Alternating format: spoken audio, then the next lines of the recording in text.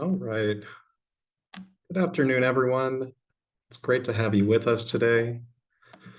Um, my name is Sam Finn, and I'm the Director of Newcomer Policy and Practice at Californians Together, where we are proud to partner with the California Department of Social Services in supporting the California Newcomer Education and Wellbeing Program.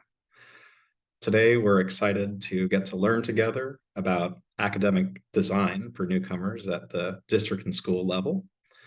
And so let's go ahead and get started with that. This meeting is being recorded.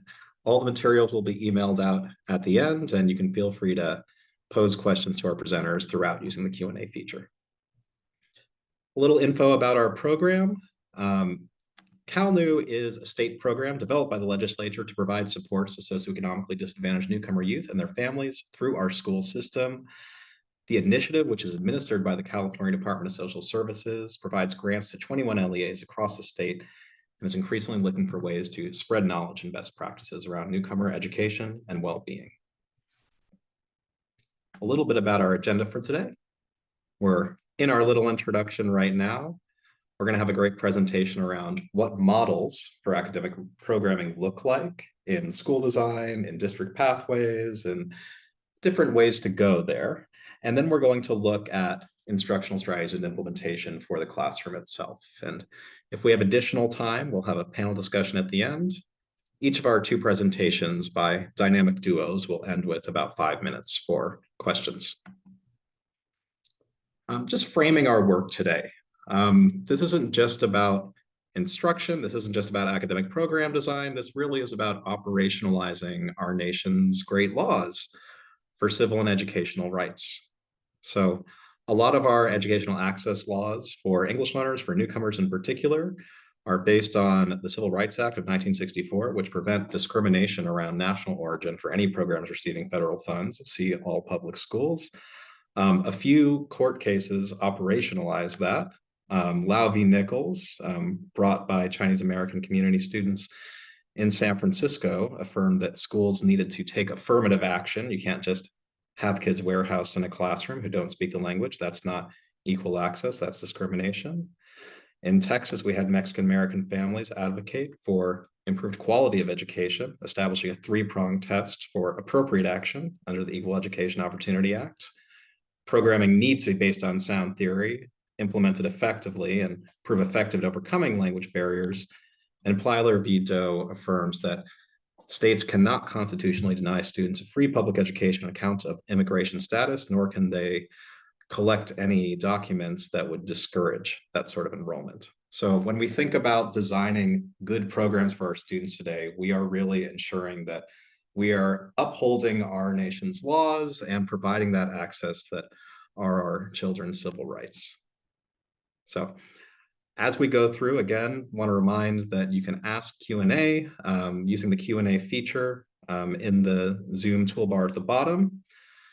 They may answer in text or at the 5 minutes at the end of each of their presentations. The recording slides and links to reference materials are going to be accessible next week on the California Newcomer Network website and will be sent in a follow-up email to everyone who's registered. So without further ado, I'm excited to introduce our first presenters. They have just come out with a great book, which I have here. I encourage you all to check it out. First, Brenda Custodio. These are TESOL royalty, I should say right here. Brenda Custodio is a past president of Ohio TESOL and a recipient of its Lifetime Achievement Award.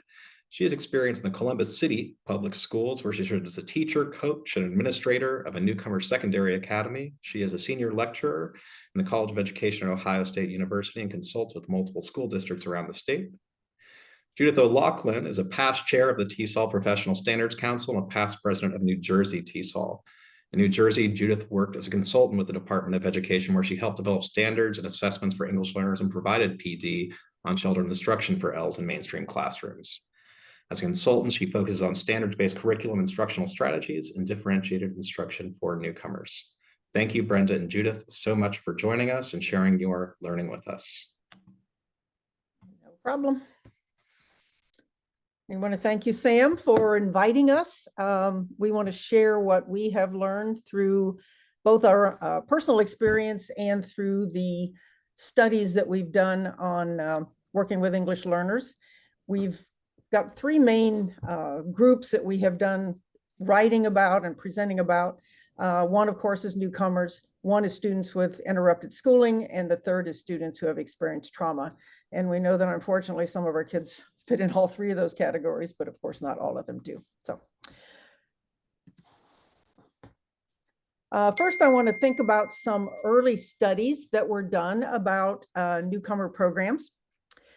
First of all, we have Heidi Chang, and she actually did her study for California Tomorrow, which was like the progenitor of Californians Together. She did her study back in 1990. She was charged with looking at newcomer programs across the state of California. And in her study, she found that the first one that she knew of anyway was in San Francisco. It was a high school that was established in 1969. I remember 20 years ago seeing a picture of that high school on a magazine and thinking, wow, it would be wonderful to work there. And then later I actually did get to work in a newcomer high school.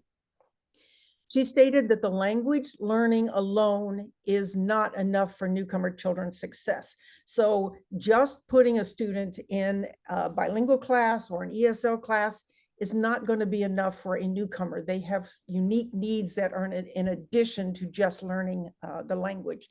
So we're going to talk about what some of those unique needs are and what we can do to help facilitate those needs. And the second study that we found was by Monica Friedlander. She did her study as a more national focus, and it was part of the National Center for Bilingual Education back in 1991. She looked at newcomer programs and she described them as temporary transitional programs for the unique needs of newcomer students. And I love her definition of a newcomer program as a cultural and educational shock absorber.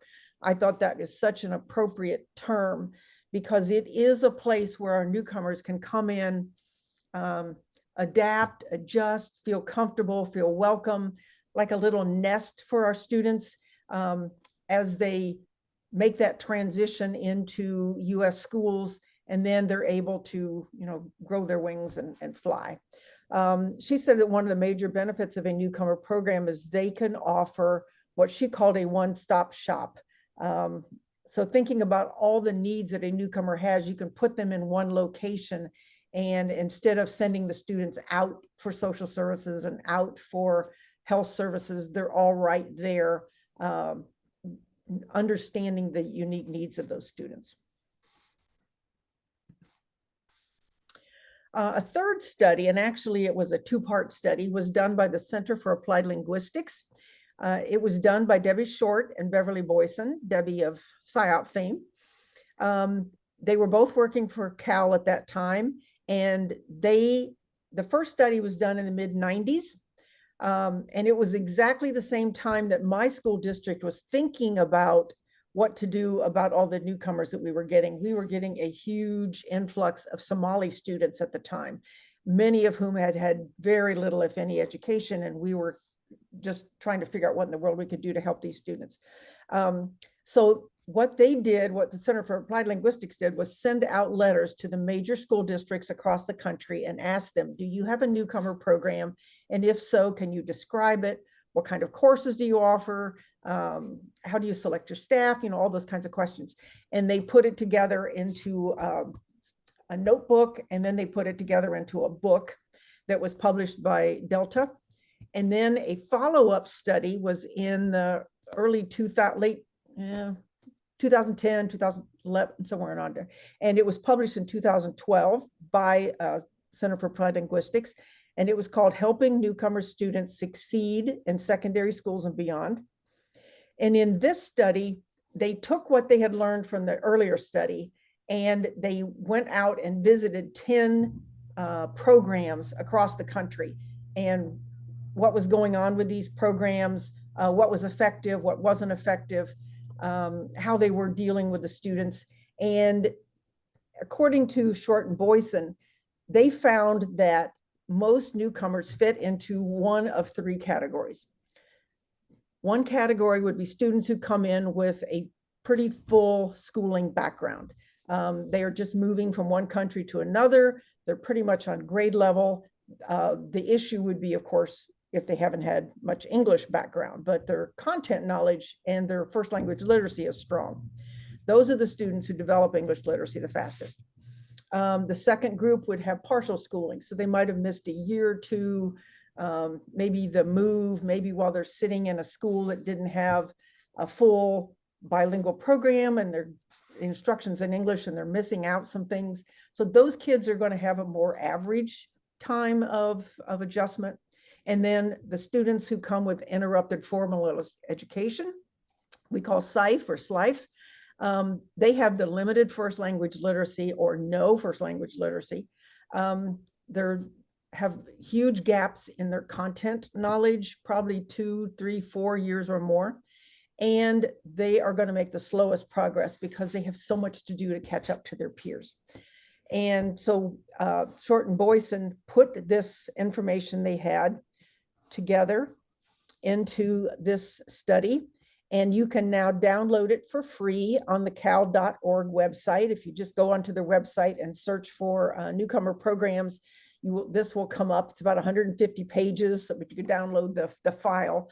And it's what they found as they went out to visit these 10 sites across the US and how things were going in these newcomer programs. So Judy and I looked at what these studies had done. And then we went out ourselves and visited several newcomer programs, and we put our information together into a book, which she is going to talk about in a few minutes. So when we think about newcomer students, what specific kind of needs do they have? And like we listed under the Boyson study, short study, they have different needs. Some of the kids come in and they just need a chance to adjust. They may just need a little bit of help with their English. They might have studied English as a foreign language. Now they're hearing it in a more steady stream, maybe with an accent, those kinds of things. So they need less assistance than what some other students might have. But all of these students need a little bit of adjustment to how does school work here, because no matter where you come in the world, US schools are different. Even if you move from California to New York, school is different. We have students who need academic assistance, especially our students with the interrupted schooling, because they're going to be put in grade level courses, but they may not have the skills to be successful in those courses. So what can we do to help them to build up to the level where they are going to be academically successful? They may need emotional support. Especially students who've had trauma backgrounds, like our refugees or our Latinos who have been in very trying circumstances before they left or even after they get here. And then finally, students who have healthcare issues. Many places in the world, they may have limited access to healthcare, but it's mainly if they have issues or illness. It's usually not preventative medicine. And so it always helps if you can have some kind of healthcare support in the schools. And I do want to mention now that I watched the video or the webinar last month with the Newcomer Network, and it was wonderful. All the different things that was being done across California for students with trauma and students with health issues. And I was very impressed with what was going on. So when you're designing a newcomer program, here are some things that you need to be thinking about.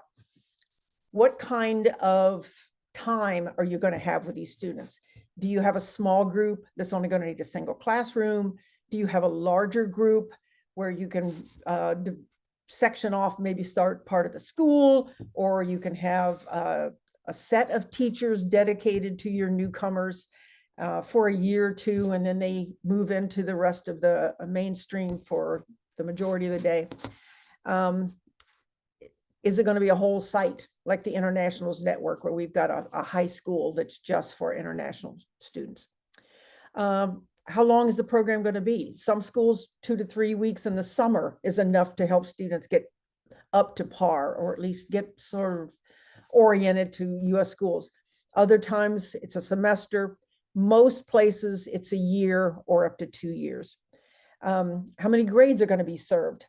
The majority of newcomer programs that we found were at middle and high school, but there are growing numbers of programs that are specifically for elementary level students as well. What kind of course offering? Are you in a place because of the multiple languages or because of state regulations? You can do English only. Are you able to do home language? It's certainly what we recommend, as well as English. Can you offer math courses to students who are below grade level in their math skills? What other kinds of content area classes can you offer? And then is it going to be a half day, a whole day? You know, all those different things you need to be thinking about as you're setting up your newcomer program. Also, we need to take into consideration, how are you going to work with these students to get them into the program and eventually to get them out of the program, because we don't want them staying in there forever. So what kind of assessment do you use to place them? Is it something that is district specific? Is it the state access test? Is it, you know, whatever? And some places, I know in many of the international schools in New York, they also give a home language assessment to see how much literacy they have already developed in their first language and their math skills. And then how will students be monitored during this program? We want to know, was the program successful? And you need to be able to look at the data to show, you know, the students who went to the newcomer program and those who didn't, did they make different amounts of progress? You know, what progress did they make? How long will they be allowed to stay? And this could be a determination based on staffing, on transportation, on whatever. And then what type of transition strategies do you have to get the students out of the program to move them to whatever other ESL programs or bilingual programs that your district offers? There's a number of other additional considerations that we absolutely do not have time to go into, but what kind of curriculum and materials are you going to use? How do you decide who's going to be the staff in the school? What kind of certification is required? How do you do career exploration and internships, especially at the high school level? Are you going to have students be able to go to vocational training, helping them to get into post-secondary learning? How to ensure interaction with native speakers at every grade level? Do you have after school, summer school, test prep, all these kinds of things for your students? And they all encompassing transportation. How do you get the kids to whatever program you have? So when we were looking at these different newcomer programs, we came up with a list of things that we recommend that's like the minimum for newcomer programs. Definitely you need literacy development, hopefully in the first language and ESL, because we want to have students who are truly biliterate and bicultural.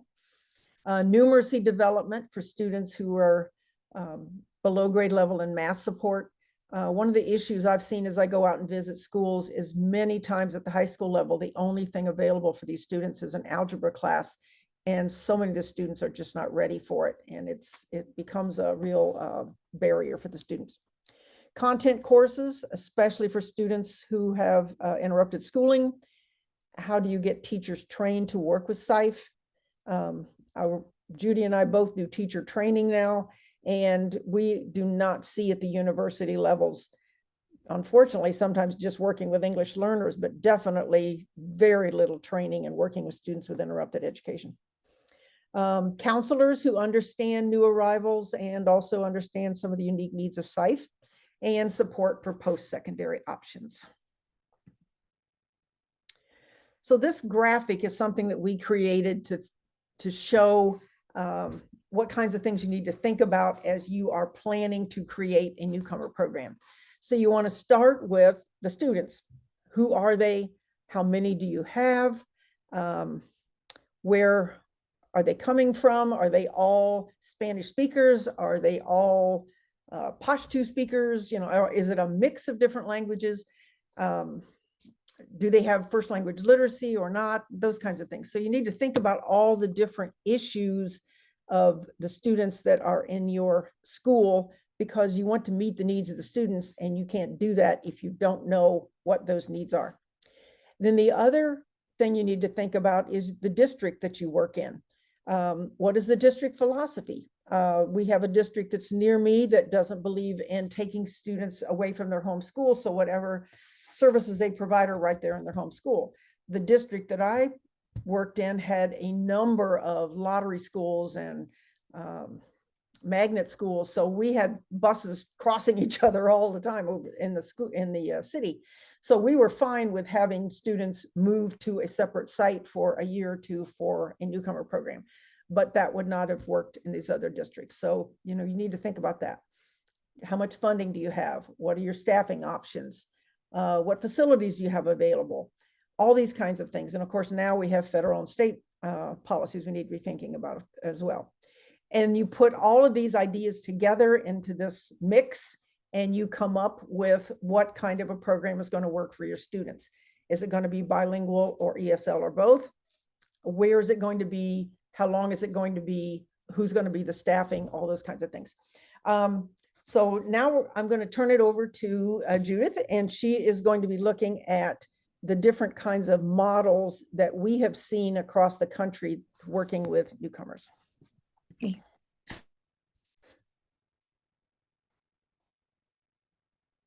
You're muted. Muted, I'm sorry. The challenges involved in creating a newcomer program. As Brenda mentioned, funding and district approval for the program. Because when you're starting a new program, it may not be fully understood by the administration, and you really need to have the administration on board for your needs and your numbers. And the numbers really are unpredictable and will fluctuate. So when you look at the timeline that I put together for the different kinds of programs, you may start out at one kind of program and then end up in a different kind of program in a year or so, or even under a year, depending upon the influx of new students. Finding staff that's certified or trained to work with newcomers and who are sensitive to their needs and their families, understanding what a newcomer is and how their needs are very different from your typical English language learner.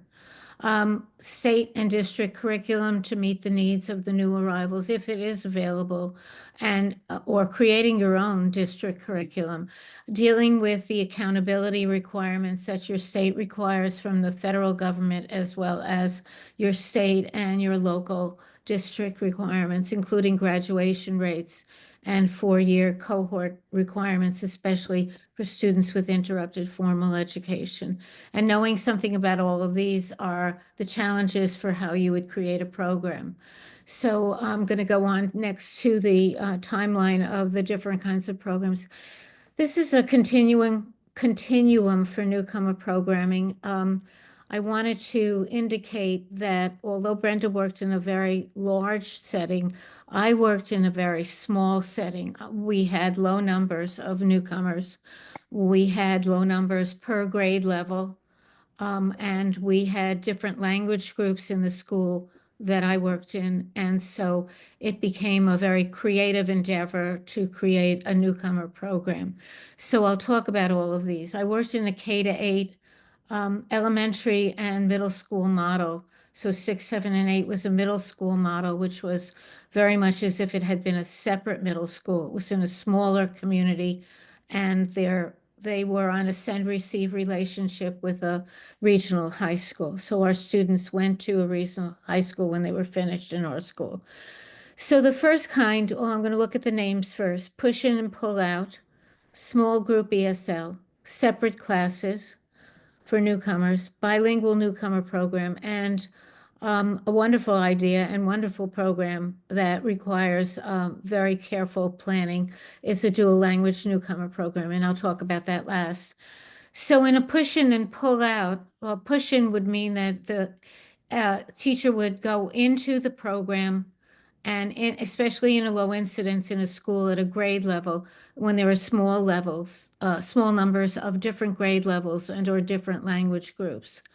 In secondary, it might be a few learners at different grades, and different language and/or cultural groups, often with different educational experiences. So often in a small push-in setting and pull out, you create a combination of pushing in to support the learner in the actual content classroom and the actual grade level, and or you pull out in elementary or have a newcomer class in secondary for the language development, multi-grade newcomers focusing on vocabulary, reading, writing, speaking, and listening within a content theme is usually what's very successful, especially for elementary, and the introduction of academic vocabulary connected to the content that the students will eventually be learning in their content classes. So that's a push in and pull out combination. A small group ESL bilingual instructional language development program might be ideally you have about 5 to 8 students.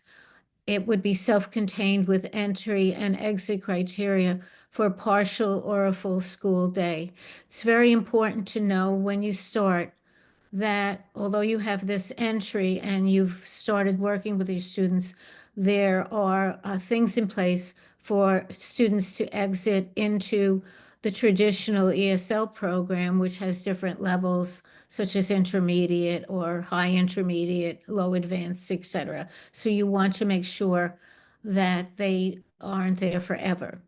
Elementary newcomers from different language groups, as well as students with interrupted formal education, would have a self-contained class with a single grade level or clustered grade levels. For example, grades 1 and 2 together, 3 and 4 together, or 3, 4, and 5 together, and a SIVE class with possible mixed grade levels.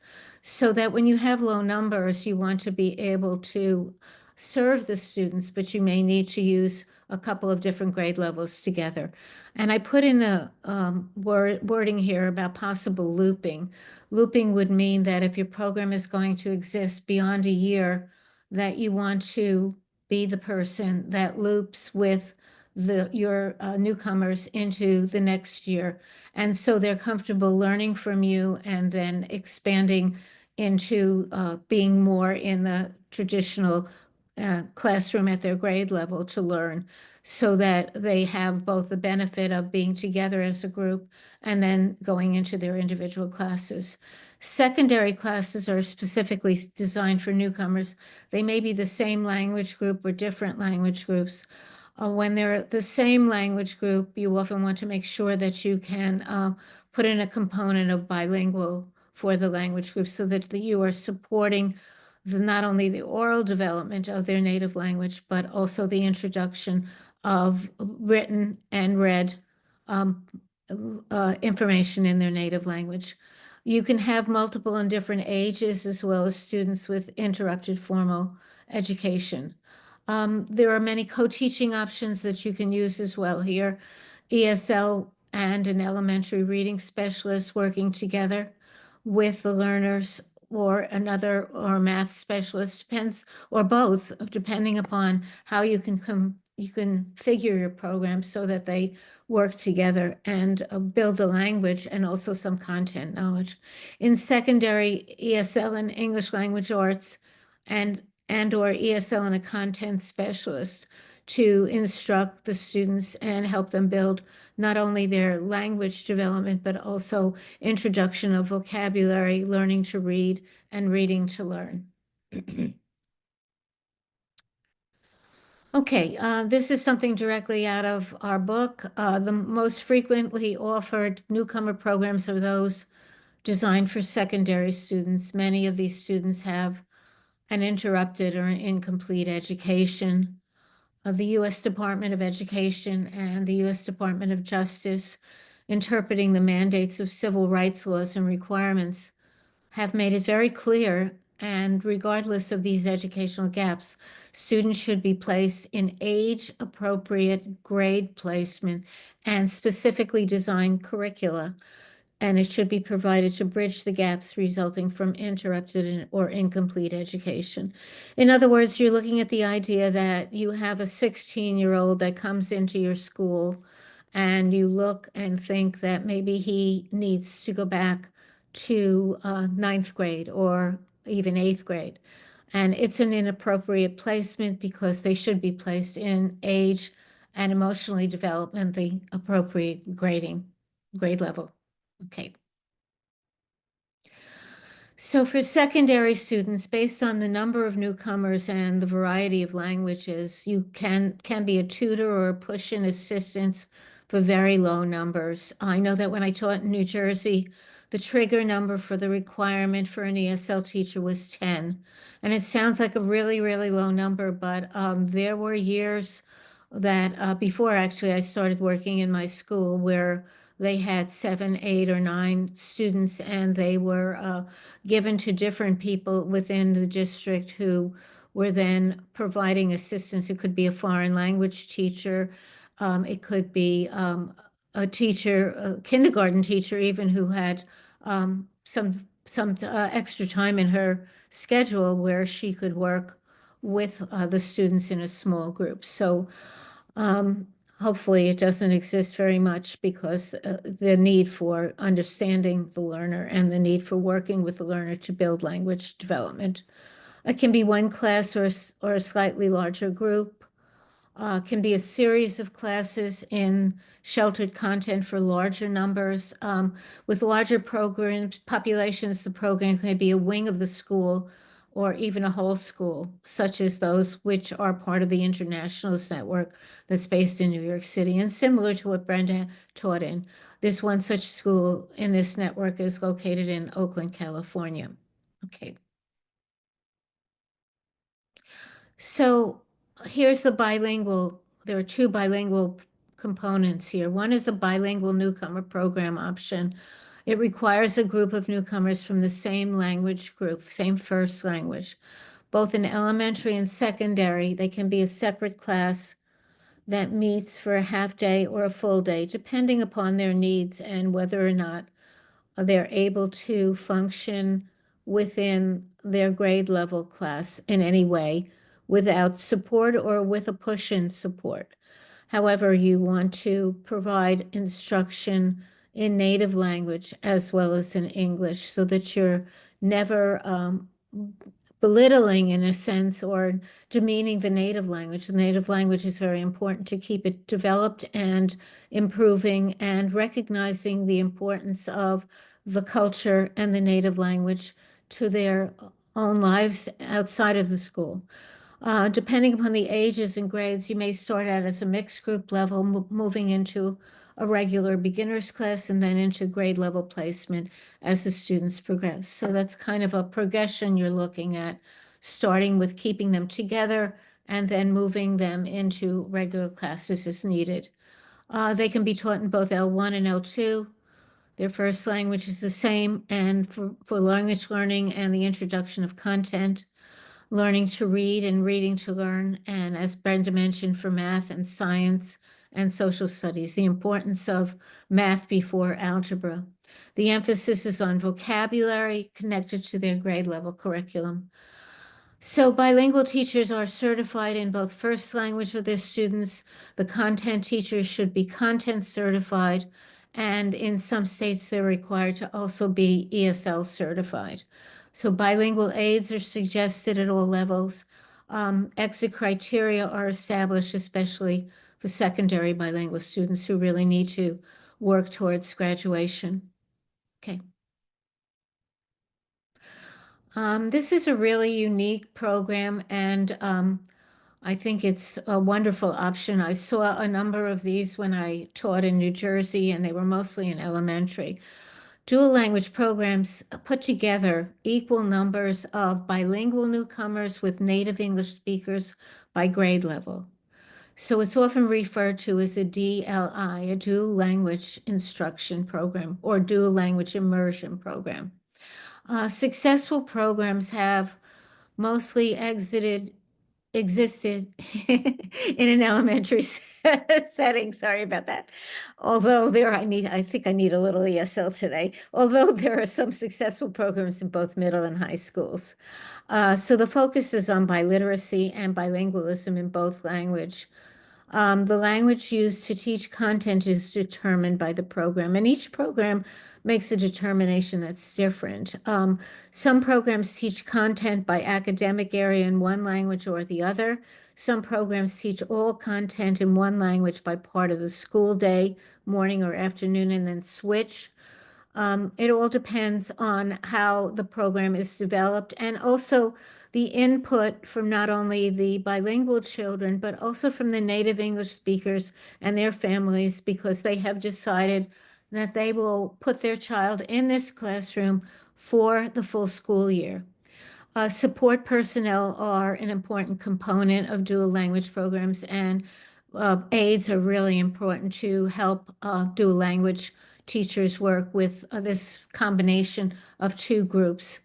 Language learning and content materials are really needed to support the learning. And it's more than just books.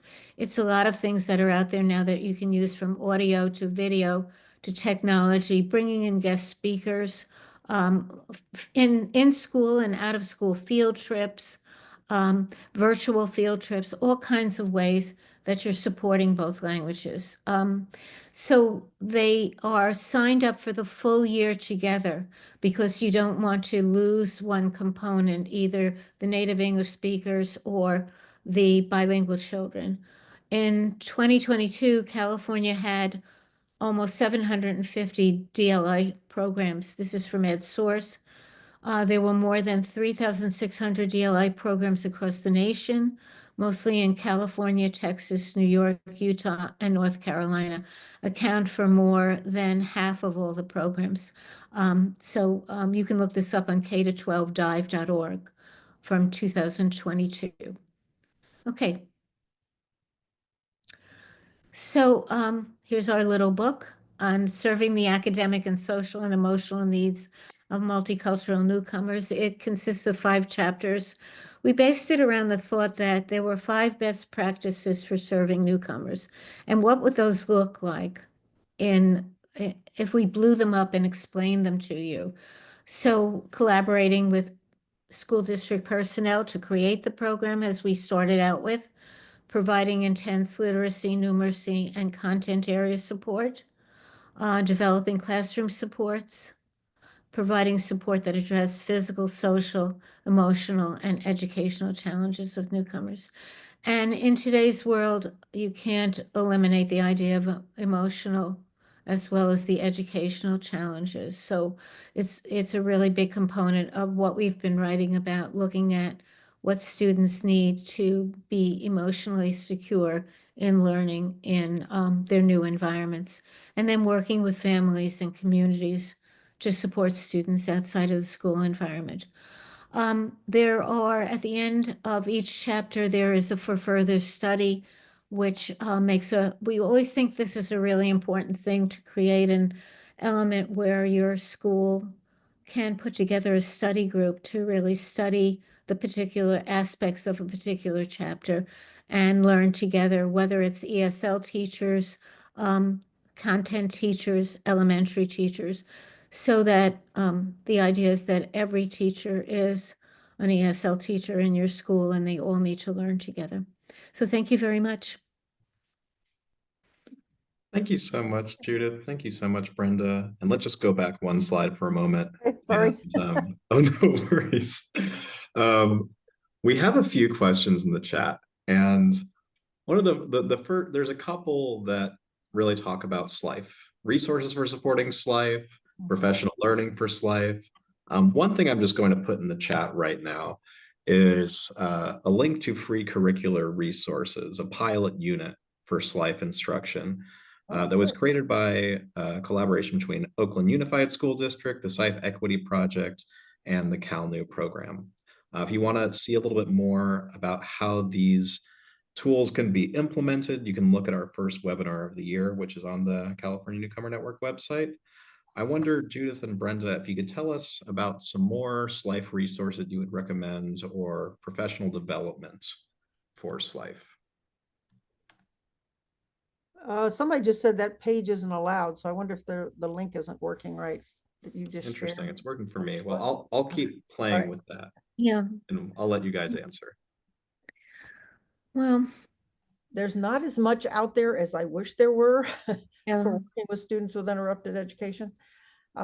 It is a growing field, and it's certainly, I would say within the last 10 years, it's something that people are realizing that we have a need for, but it's still very limited trying to find resources for these students, especially at middle and high school. You don't want things that have bunnies and teddy bears. Right. Trying to develop, first language or second language literacy with materials that's not insulting to students. The best things that I've seen are like National Geographic and Benchmark. They have like Yeah.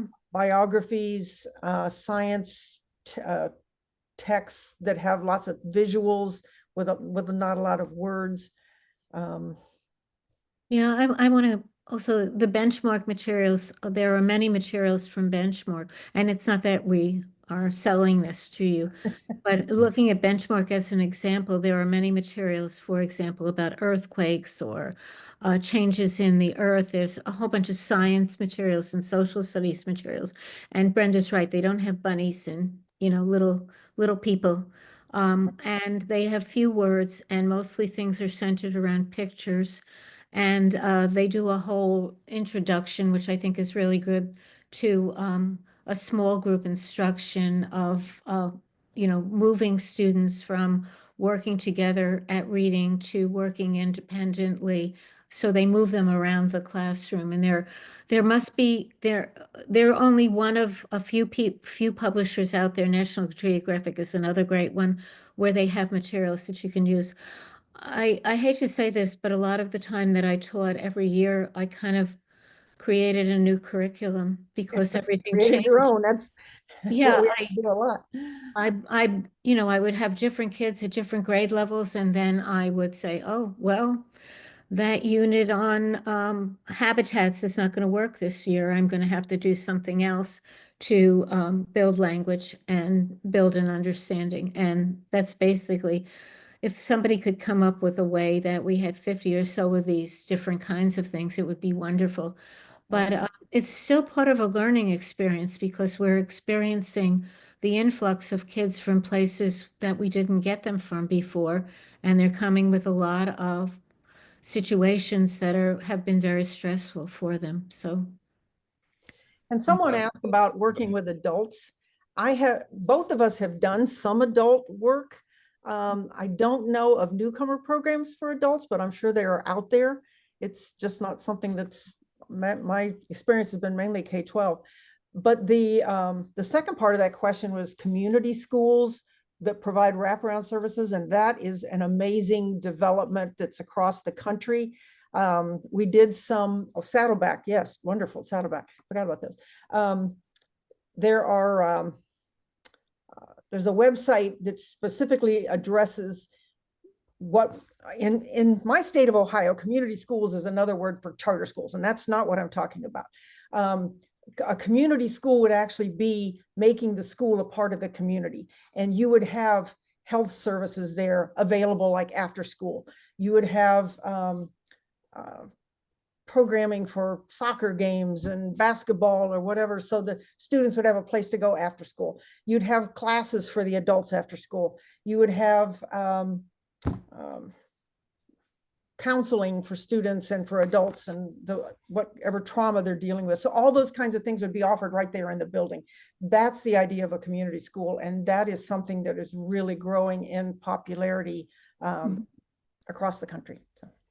Yeah, Mount Diablo had an adult component in one of their sites that worked along with the regular school district. I knew the personnel from there, and in California, TESOL, we worked a lot together, but there are not, that was the only one that I knew of. So, and I didn't know of any on the East Coast, but I haven't been teaching on the East Coast in a long time.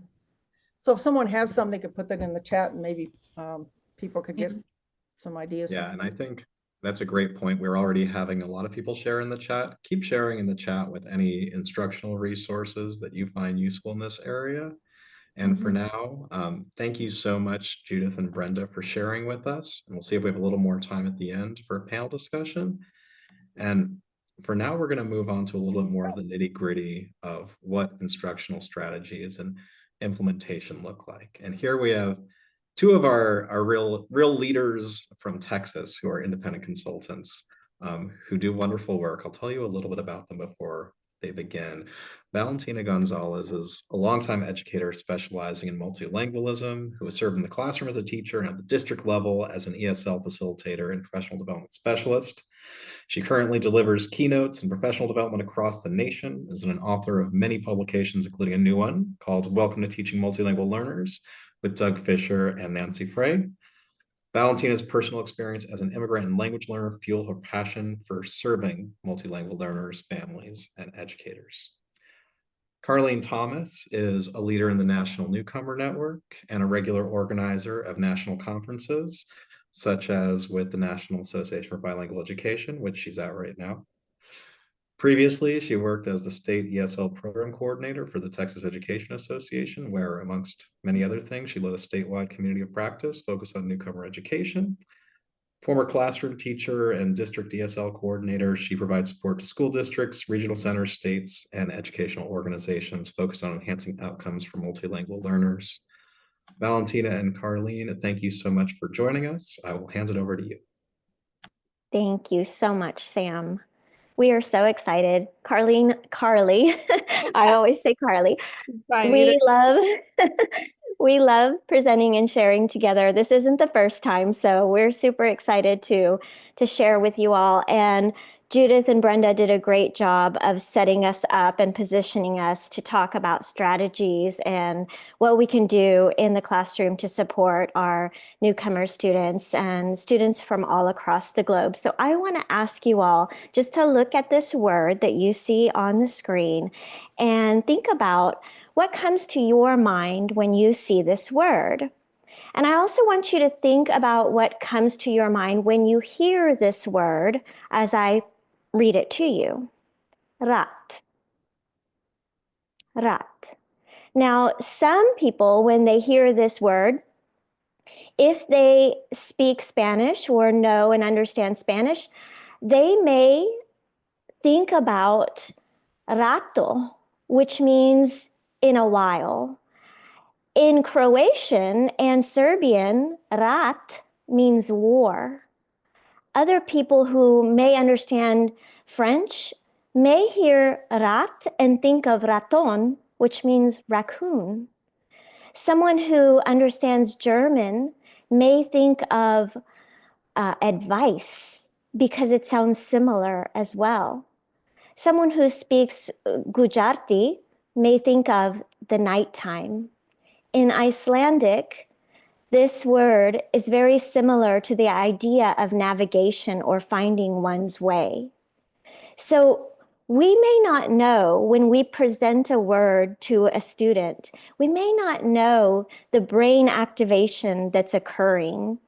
When they hear or see a word in English, the parallel activation that's happening in the brain, and how quickly the brain has to adjust and filter out incorrect meanings or select the correct one. The brain has to create this flexibility as it becomes multilingual. Isn't that fabulous and such an amazing concept that we may not be cognizant of at all times when we present even the simplest word like rat? Children learn language. All children in our classrooms, they're learning language from pre-K all the way up to 12th grade. They're going to continue to learn language, but also they are learning through that language that we present to them.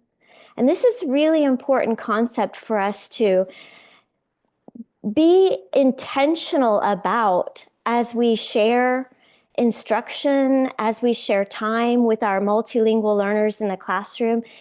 Be deliberate about how students are learning through this language that we present.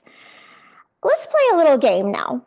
Games are fun. So I'm going to ask you on a piece of paper, a sticky note nearby, Or if you have nothing, maybe you have your cell phone in your notes, jot down what you think the top 5 most common reasons that perhaps first language isn't used in ESL programs.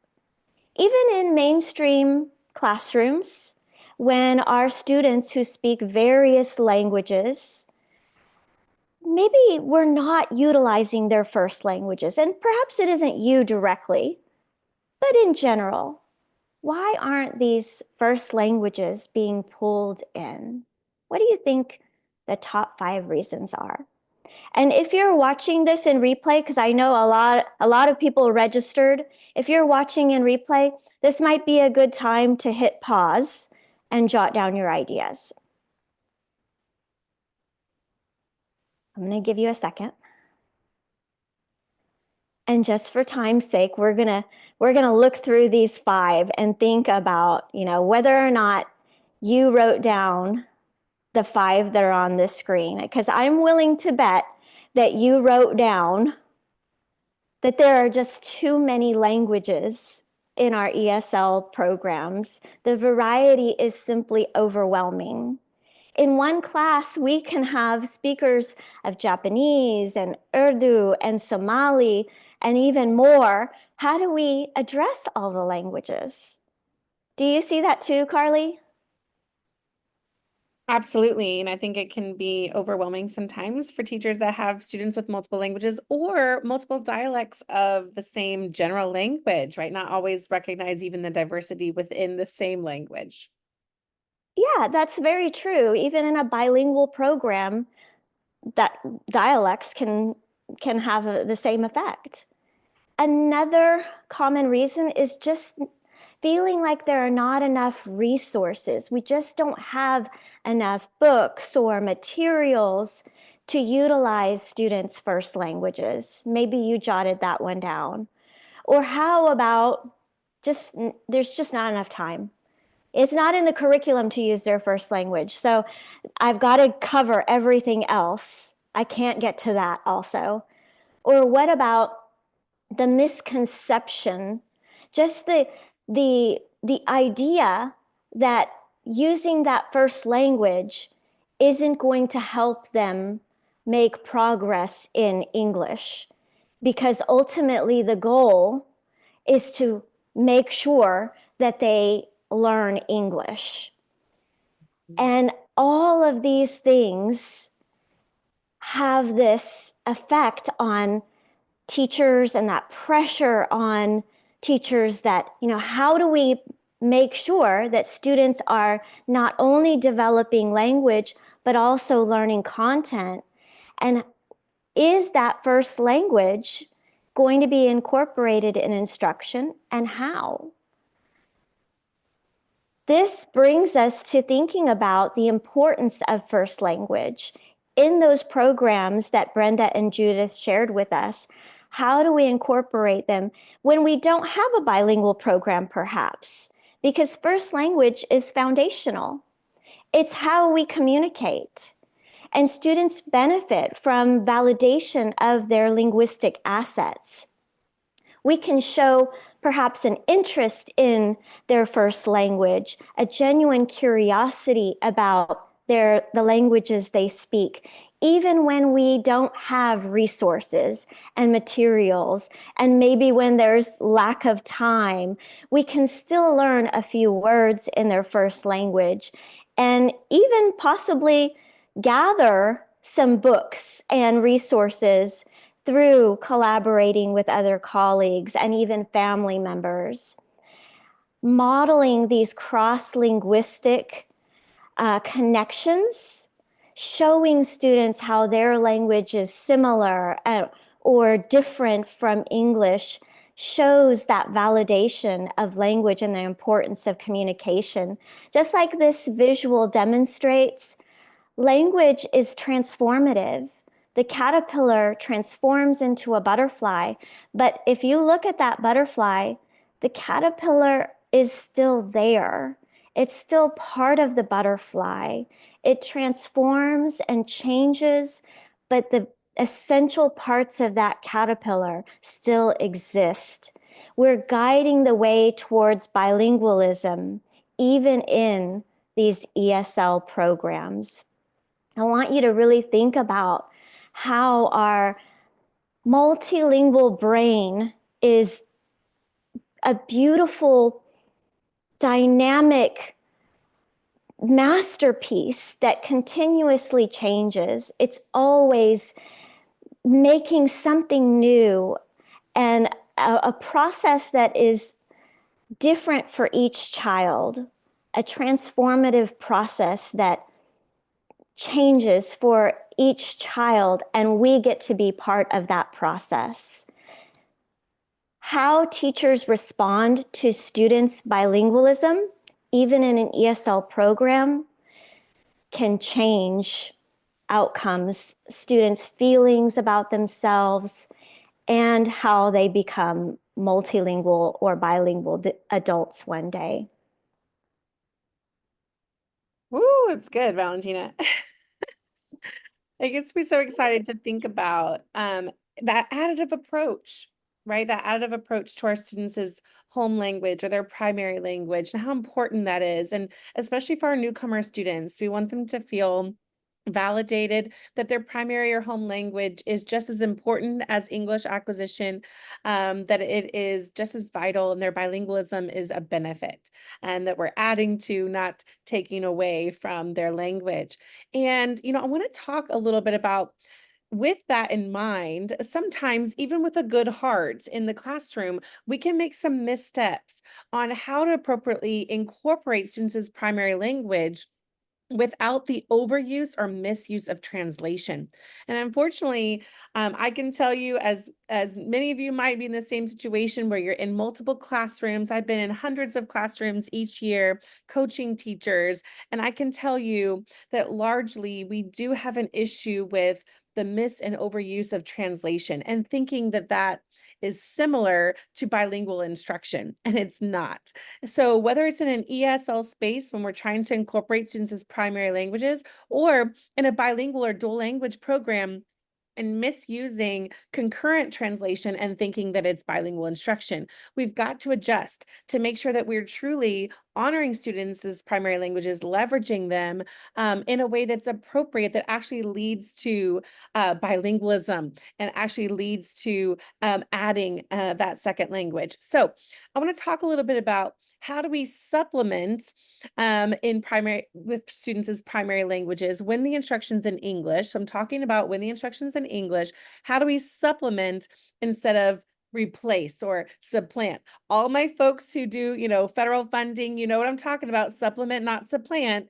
It's not just for funding, it's also for instructional practices, right? So what does it look like to supplement? Well, I want to talk about three parts: translation devices, language learning software, and the use of primary language text. First of all, good old Google Translate, right? It is a tool, but it is not an instructional practice. And unfortunately, it has become one in our classrooms. So when is translation really appropriate? Direct translation might be appropriate, particularly when students are at very early stages of English proficiency. Maybe they are a recently arrived immigrant student, just to understand the directions, right? Making sure that the directions are very clear. Of course, we're going to use other methods like visuals, chunking the directions, having them repeat the directions, or other students repeat the directions, using models, and all those other things that we do to understand directions. But this might be a place where translation is appropriate, or as word-to-word support in a scaffolded writing process. Let me bring up a scenario for you. Let's talk about the scaffolded writing process. What can sometimes happen in the classroom with writing when students are early stages of English proficiency? We have them write it out or type it out in their home language, and then, hover over with the iPad and Google Translate, translate it into English, or type it into that Google Translate, and then just copy down the answer in English. But did I learn anything in that process? Absolutely not. So I want to offer a solution. What can we do instead of just copying into a translator and writing down the English answer?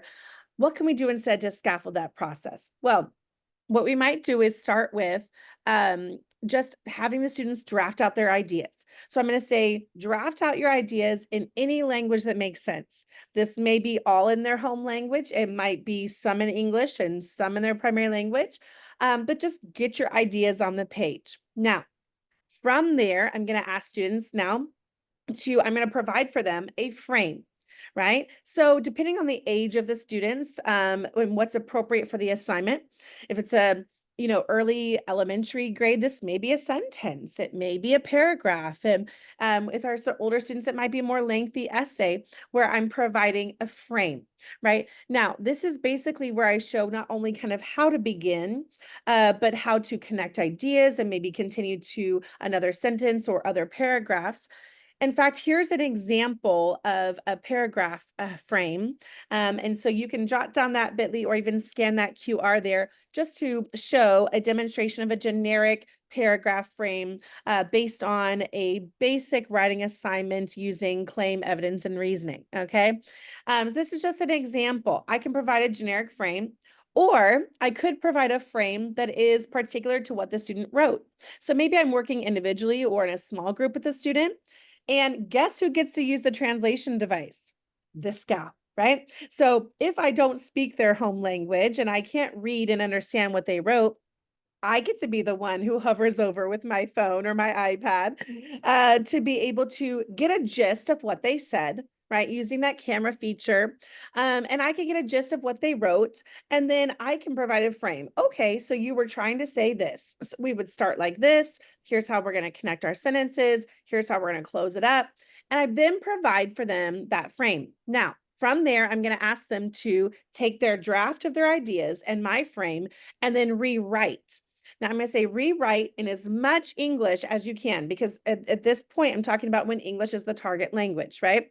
And so I say as much English as you can, use your draft and my frame and rewrite. This is, any other little word that you can throw in there that you know in English. If I know the student well, I may actually review it. Circle a couple few words that I see either from the translation or from my own knowledge of their language to say, I think you know that one. Oh, yes, I do. Okay, let's change that everywhere.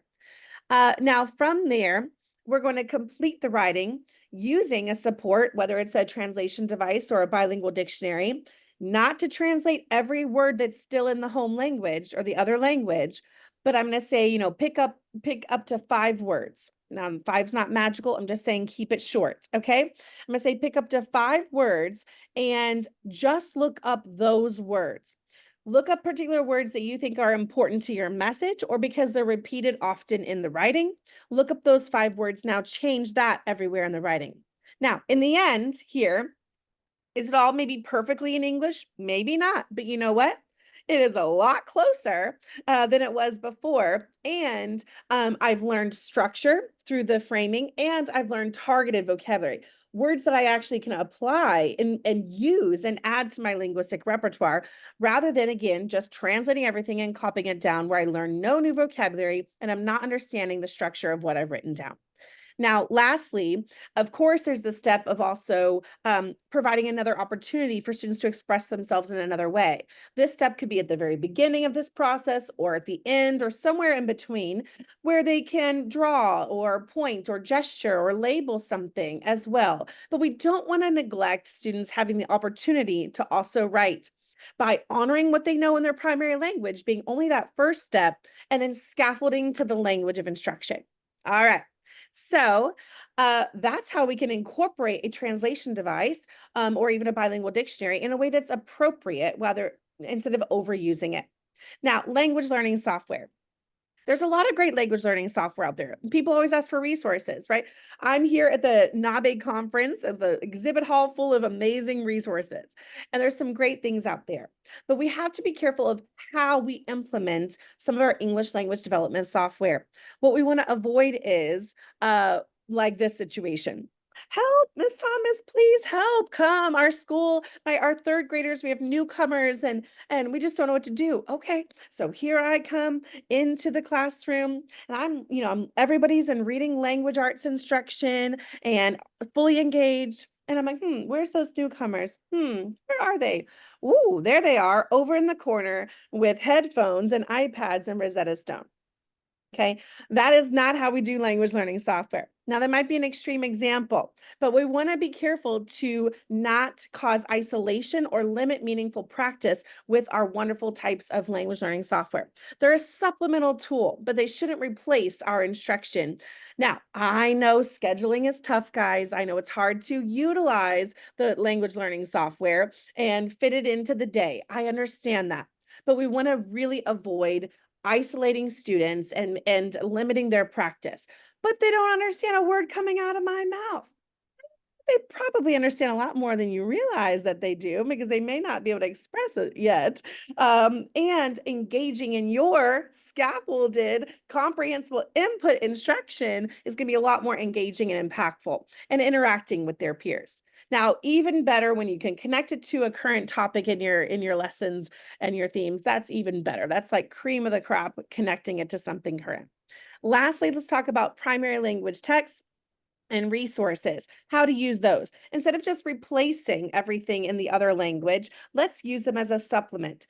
Help Miss Thomas, we just got a new kiddo who came from Japan. And so, we're just working so hard trying to get everything translated into Japanese for the student. And okay, all right, middle school student. Well, have you talked to the student about what their language level is? Do we have any data on what their proficiency is in Japanese? As well as in English. Do we know if they took English courses or learned some English in their home language? What is that proficiency level? So instead of just assuming and replacing, let's commensurate with what their primary language proficiency is, provide supplemental supports. So maybe it's side by side, their primary language in English when available, right? Maybe it's pre-reading in the primary language, or previewing a video that they could watch in their primary language before. So to prepare their mind for that content. And don't just plop the two side by side, right? Here's the Spanish and here's the English, but, really direct them. Why don't you put the English up and the Spanish down? And then as you begin reading in English, you get a little stuck. Let's flip over that Spanish, use it almost like a scavenger hunt to see what kind of connections you can make. Because what we want to foster is students really practicing how to do cross-linguistic analysis themselves, instead of just looking at the translated copy, right? We want them to really do that process of that cross-linguistic connections. Okay. Now, I talked about scaffolded writing. I want to briefly just mention as well, how do we appropriately incorporate students' primary language during the speaking process as they're acquiring speaking in the target language of English? How do we incorporate that in a way without the misuse of translation? Sometimes what can happen is this. Let's say that we are in a classroom and I have some students who speak Spanish in the classroom, and maybe they're at early stages of English proficiency. And maybe as an educator, let's pretend like then I am proficient in Spanish, okay? Sometimes what can happen is the student responds out in front of the class in their primary language, which we've made them feel comfortable to do. They respond out, and then myself, because I understand what they said, I just say, yep, that's correct. And then I just move on. We've lost two opportunities here. One, I lost the opportunity to actually scaffold that student to the language of instruction, right? Honoring what they said in their primary language and then helping them to actually participate in the language of instruction. And two, I've missed the opportunity of other students in the class who maybe don't speak Spanish in this case, to understand what they said and to be able to gain from this person's knowledge, right? And so what would we do instead? I would have us first, when the student responds in their primary language, then from there, I'm going to recast it back to them in that target language, okay? Now, if I, again, speak their primary language or understand it, I can say, okay, so you said, and I say it in English. Well, what if I don't know their language, right? They just said it in Urdu, and I don't speak Urdu. Guess who gets to use that trusty translation device? We do. We flip the script, right? I open up my good old Google Translate, pop open that microphone feature, and I listen to what they said. And then I can see, it's not gonna be perfect, but I'm gonna see a gist of what they were trying to say, right? And then I can recast it back. Okay, so you were saying blah, blah, blah. And then from there, I prompt them with a stem little by little to repeat what I said. Okay. And finally, then maybe I have them repeat the whole thing again, nice and fluently. And if they're able to, they can also rephrase. And this is not just then honoring what they said in their primary language, but actually helping them to feel confident and actually scaffolding to the language of instruction and participating meaningfully. All right. I got totally excited, but what do you think? I'm so excited. I think this is fabulous because what Carly just shared with us is the perfect example of how we as educators help to develop language, intentionally developing language. People always ask, what's the difference between language acquisition and language development? And Carly just fully articulated the process to us with speaking and with writing. And I love the writing process that she shared with us because it was so visible how she laid it out to us, the way we can take our students' first language, honor what they can do, and then move them towards also developing English. We're not neglecting their first language. We are not ignoring it. And that's what we want here. Because for years and still today in many classrooms, children's first languages are being ignored, not intentionally. Teachers are not doing it because they want to ignore the first language. It's just because they don't know how to incorporate the first language. And Carly just showed us exactly how to do that. On the screen right now, you're looking at some classroom examples.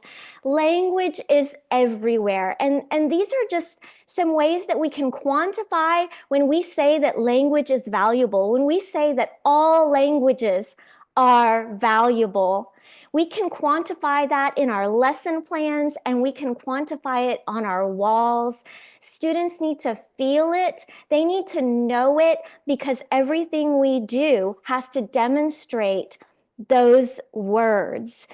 Just saying it till we're blue in the face doesn't mean that the message will be received by students. But as you can see in these examples from amazing teachers that are doing the work in schools across the nation and beyond, you can see one teacher in Canada and some amazing work of how we're incorporating students' first languages and then developing language as well. And here's another one. I love this chart that's on the left on your screen. This teacher has students that speak English, they're all learning English, but speak Turkish and Spanish and Korean and Japanese and many other languages. And as they're learning, developing English together, they're also honoring their first languages. And it hurts no one for students to learn more language, to learn words in other languages, and to feel the love that languages present to all of us. So these are just a few beautiful examples. Students learn through language. Imagine if we didn't ask students to write that first draft that Carly shared. Imagine if we didn't ask them to write that first draft in their first language, how that would limit what they wrote. Those newcomers, how that would limit when they spoke if we didn't invite them to write in the language that they can. We're positioning learners from their assets, from what they can do, and then we're developing more language intentionally. So exciting, so exciting. So good. I see a question in the chat, but I don't know, Sam, if you want me to go ahead and answer that, or if we'll hit the Yeah. Q&A. Let's answer that question first. All right, I see the question about, do you have any recommendations about using AI tools to adapt content area information to be more accessible for newcomers? So yeah, good question. In fact, I think we can really, not be afraid to leverage AI tools. It's another one of those things I sometimes think as educators, we let our own fear of things keep us from opportunity, right? But you know, it's simply, I've actually used this to help with writing different curriculum pieces for newcomer students. And I can say things like, you know, take this text, I drop it in and rewrite it with simpler syntax, and simple sentence structures, and only main points or things like that, Yeah. right? I think, again, what's really important when we provide those, then in that example, like a simplified text, we do it again as a side-by-side resource. So they still see the full text, and then they also pre-read or in a side-by-side manner see that accommodated text as well. But yeah, I've used it in ways like that just to have it rewrite it, or rewrite this as a narrative, or rewrite this as something else. And so being able to do that in a way that simplifies the information can be helpful. Yeah, I definitely echo that. And Efrain has put something in the chat that I am going to repost because I think it just went to hosts and panelists at first. But I'll just echo what Carly was saying in that I've just put into the chat like, hey, can you chat GPT, can you rewrite this chapter of Mice and Men at a second grade level? And it does a pretty decent job. I want to uplift one other question. Harry had said, do we have a student sample to see the steps that Carly explains in that scaffolded framework? I'm wondering, Valentina and Carly, if you have any student samples or other teacher scaffolds you might be able to share with folks that you would recommend. I could definitely dig around and see what I've got. You know, I've used that. I'll tell you what, how I really started using that particular those particular steps. And by the way, that's not something that is like, oh, you must follow this exactly. I hope that you take that, anybody, and find other ways to do it. But those are just some ways that I've done it. Particularly, I'll never forget, I was taking over I was coaching an ESL teacher in middle school, and I had the opportunity to observe her for a week, and then I took over her classroom for 2 weeks to support her students and to model. And in that observation, I can tell you, the most rigorous thing that they were doing was coloring sheets on holiday language, and not like a one-off assignment, but that's like what they were up to. That same group of students, I had them investigate something they wanted to write about, read about it in multiple languages. And by the end of those 2 weeks, I used that scaffolded writing process and they did it. I'm sure that whoever asked it, I could dig up the samples. And I'm telling you, it's not because I'm some rock star teacher. Well, maybe, no, I was kidding. But it's because guess what? I gave them the opportunity to do it. Right. And so I know I got excited about saying that, but it really does work, and it, again, doesn't have to be formulaic, those exact steps, but when we scaffold in that way, it does. I do also just want to mention, because a lot of people have been asking about high school resources. Another really great resource I just want to name is Adaptive Reader. Another really great new resource. They do have free resources. And they take like a lot of classic literature that's used in high school, and they have them in various languages, or excuse me, different levels in English and in other languages in multiple levels of those languages, as well as audio versions of those. So I just want to mention that too, because I know a lot of people are asking a lot about high school resources. And I know you already someone already mentioned Saddleback high-low resources. I recommend those as well. I have a lot of them, and I definitely want to make sure that you all heard that at least twice. Definitely supporters of Saddleback in this Zoom. And maybe we could take down the slides for a moment and just pin the faces of our panelists together. And I'd like to just ask a few general questions for the group, and if we could put Judith and Brenda up there as well. I think one question that we get a lot is, let's say you are a teacher in a place where there's not the greatest administrative structure around you, and you're in a suboptimal environment and you don't have that good program design, and maybe you have to make a lot of things work yourself on your own. What do you recommend to teachers in this sort of situation? Unfortunately, that's not super unusual. Oh, it is. I started to think about people that I've worked for, so. Yeah, me too.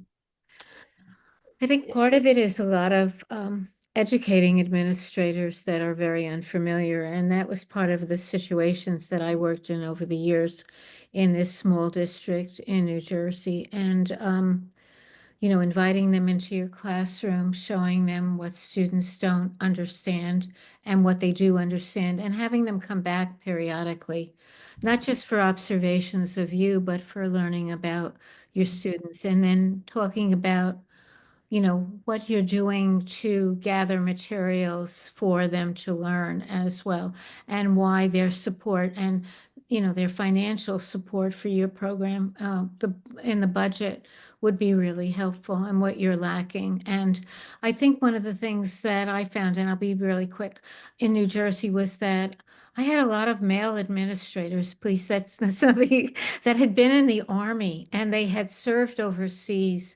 And they said, well, I learned German very quickly. I was in Germany in the Army, and I don't understand. And explaining what was the difference between this child with very little experiences and maybe very limited education isn't you going to Germany as a fully educated human being. And that was one of the big gaps, was that, for me, was that having them see how the kids progress and also see what their needs were was really important. I would have to agree with Judy. Just making sure that administrators know and understand what's happening, and sometimes that means having a meeting or having multiple meetings, and like Judy said, inviting them into the classroom, inviting them to shadow for a day and see the reality of what's happening, and also shining a light on the students and families, sharing the importance of this role and the program itself, and really making sure that the reputation of the program or the department is a positive one. And so that also means that I myself, if I'm on this team, I need to make sure that what we do and how we do it is masterfully designed and showcasing the importance and brilliance of the students and families. Right. I agree. Yeah, you have to be sure you don't go in like, boy, you don't know what you're doing and I'm gonna fix it for you. But it has to be like a team effort. This is how we can work together to help these students. Yeah, I think that's a big piece, Brenda, because I remember that I had replaced an ESL teacher, and the teachers would give her things to make more simple and, for the kids to understand. And I would say, well, do you have a little time after school? I can work with you and show you how to adjust it. And once I got somebody to buy in on that, then suddenly I had other people saying, can you help me with this? And sure, I'd be happy to, because then you're part of the team of helping the kids. So I think that's a big piece of it too. And I would just add as well, as my colleagues here have said, I think, we want to be that squeaky wheel, and just not stop advocating. I always say, when I was at the Texas Education Agency, I kind of got the nickname, the can opener, because I tend to be like, here she goes, she's opening another can. I was like, this isn't working, let's fix it. And so in the same way, I encourage folks to really be that can opener, open that can of worms and just keep talking about things, whether it's highlighting what our students need and our families need, whether it is, also just highlighting their strengths and what they bring to the table and honoring their cultures and heritages. But be that can opener and don't stop with advocating for our students. Yeah. Absolutely. There is this fascinating component in which it's not just instructional, it's advocacy and communication. And it's all the more important for newcomers because sort of definitionally their parents aren't able to advocate for them as easily as other parent groups are. Yeah. I'm curious, we were talking especially from that sort of teacher perspective, but I know you all have gone in and consulted with various districts and often the people who are trying to actualize or operationalize this work are teachers on special assignment, TOSAs, or English learner program directors. And they occupy a very interesting position of both, leadership, but not the full, like everything they should be able to do. Like, we know we should have this, but they can't do that. How do you operate from those sort of positions in trying to get that? Make sure the instructional materials are actually purchased, or make sure we can cluster students in these ways in the proper programs. How do we go about doing that? I think part of the thing from working on a number of OL grants not in Ohio, but I worked in Missouri and I've done other ones, is making sure that director becomes a partner with you. You're not pushing in and taking over. And that's one of the hardest things. They either want you to take over or they're afraid of working with you because they're not sure of their own knowledge. So Oh yeah. Well, and I'm curious, Judy, what's your advice for them in being change agents within their district? for them, Yes. well, to come with an open mind and look at the ideas that are presented and then be honest. If this is not, I come with a lot of wonderful ideas that I think are wonderful and maybe they're not going to work somewhere. So, well, tell me this is not going to work here because. So let's go back to the drawing board and look for something else. So it's a combination of being open and also being honest with, there's just too many roadblocks for this to work. And so let's look around another corner and see how we can make it work. Mhm. I'm sure Brenda could tell you, I mean, she's worked in that situation for years, so. Yep. I actually, the first time I met Brenda, I came to her district to talk about dictionaries, use of dictionaries, so. When I would just add, I think that, it can feel defeating when you feel like you're in a system that, you're at the bottom rung. And unfortunately, we have very flipped systems with our district leaders at the top, and then our campus administrators, and then our lowly teachers at the bottom. When it really should be flipped around. The top should be our students and families, and then those educators that serve them on the front lines, the teachers. And then the administrators really beneath them, supporting them to reach we're in customer service to reach those customers, and that's our students and their families. And so I think it can feel very frustrating when you're feeling like you've got this top-down approach and you're at that bottom and you can't, do anything about it. But I think it's important to remember we all have impact and influence, right? I can directly impact who's in front of me, whether that's the students and families. I'm going to spend my time focusing on what I can impact. And then I know that I also have influence on those who should be beneath me, but above me. I can influence by being that little can opener, being that squeaky wheel, being the one that constantly says it, and randomly put books about multilinguals on their desk. I don't know, but be that influence, okay? But really focusing on what I can control, and that's those that I can impact directly right in front of me.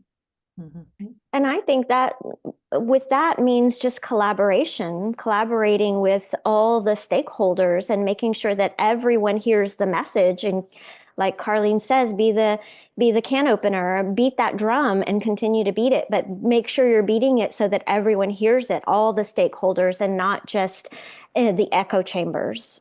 Right. When I have teachers come to me and say, I don't know what to do, I'm like the outlier.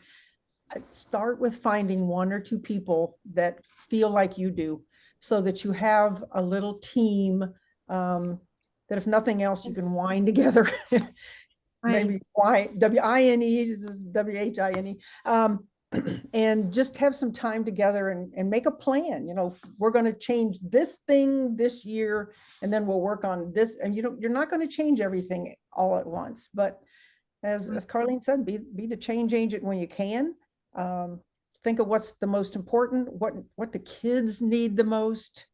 Because usually if you go to an administrator and say, my students need this, they're going to be a lot more willing to listen than you say, I need this. They don't care what you need. But curious. Mhm. It will help them pass the state tests or whatever it Yes, is. absolutely. It'll make your I Yeah, think- school look know your better. It'll audience. Make your parents happier. Yeah, all those kinds of things. I think the It'll thing make you mentioned, look good. Mhm. thing you mentioned about coming together, I was the only ESL teacher in the school, in the K-8 school. There were 50 people, and I was it. And just the whole idea of having somebody to talk to about a student and communicating and getting ideas and giving ideas, and that made a big difference. So Yeah. It does. We need to You do weren't this work alone. together, and we need to be strategic about it. Yep. Thank you all. Thank you so much, panelists, for joining us today and sharing your knowledge. Thank you to everyone who came together for this learning. The slides, recording, and links from today will be emailed out to everyone who's registered and posted on the California Newcomer Network website. If you want to learn more and a particular presenter really piqued your curiosity, you can contact them there. They speak and talk with people everywhere. And may your academic planning be very joyful as we go into the spring. I hope you have a good rest of the week. Take care, Thank you. everyone.